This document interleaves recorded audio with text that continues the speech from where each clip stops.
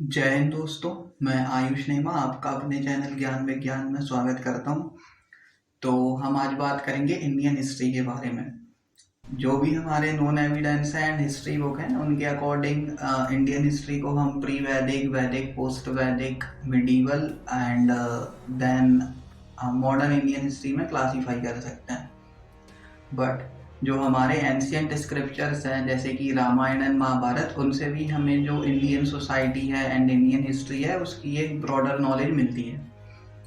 तो basically question ये आता है कि क्या जो रामायण एंड महाभारत में लिखा है वो सही है या फिर वो सिर्फ एक स्क्रिप्चर्स है। तो इसके लिए हम बेसिकली देखते हैं राम सेतु।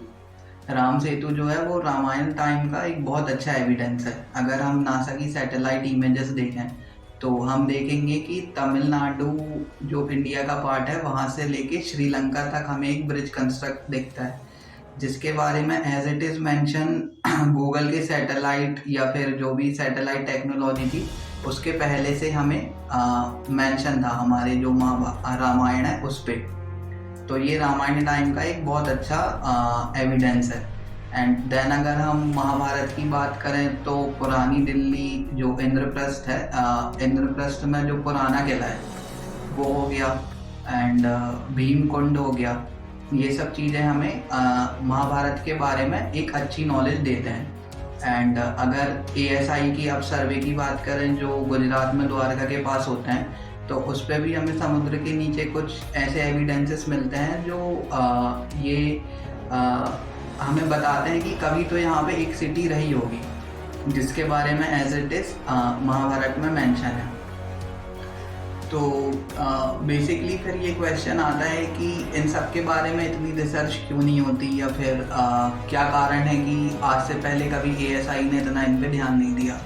तो इसके मोटा मोटी दो कारण हो सकते हैं। फर्स्ट तो ये हो सकता है कि जो फॉरेन इन्वेजन था, हमारा देश 1000 साल तक अंडर फॉरेन इन्वेजन रहा है। तो जिन्होंने फॉरेन इन्वेजन किया वो सनातन धर्म के थे नहीं, तो उन्होंने इस चीज़ को उतना महत्व नहीं दिया कि जो भी हिस्ट्री है उसको सहेज के रखा जाए या फिर उसके बारे में और रिसर्च की जाए।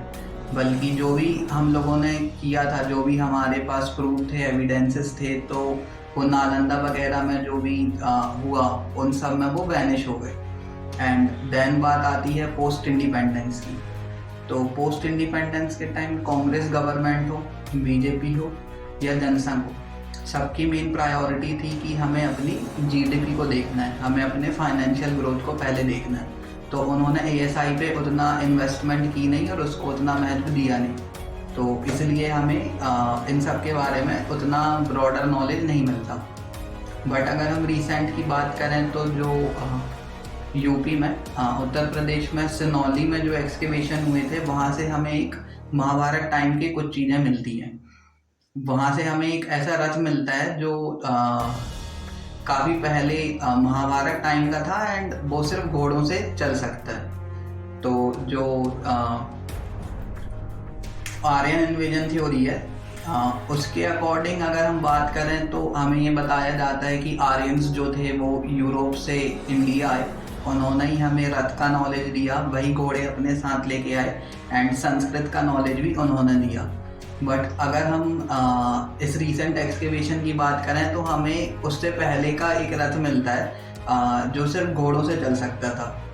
तो हमें ये चीज़ समझ आती है कि कहीं ना कहीं इन सब चीज़ों में सच्चाई तो है, मतलब जो स्क्रिप्चर्स है एंड रियलिटी है उनके बीच कहीं ना कहीं लिंक है। एंड इस पर कहीं इन्वेस्टिगेशन तो होनी चाहिए। एंड जैसे वेदों के बारे में बोला जाता है कि ये सब मिथ है, क्योंकि वेदों के बारे में जो सरस्वती रिवर का जिक्र मिलता है, वेदों में कई बार उसका मेंशन था। तो ऐसा बोला जाता है कि वो रिवर तो एग्जिस्ट ही नहीं करती। तो इसका मतलब वेदों में जो भी चीज़ें लिखी हैं, जो भी उस समय के समाज के बारे में बताया है, वो सब मिथ है, वो सब झूठ है।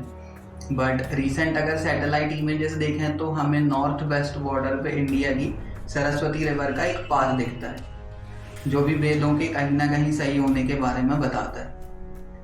तो इन सब के बारे में अगर और रिसर्च होती है तो हमें और भी चीज़ें पता चलेंगी और हमें पता चलेगा कि क्या लिंक है, क्योंकि कहीं ना कहीं तो सच्चाई है इनके बीच में।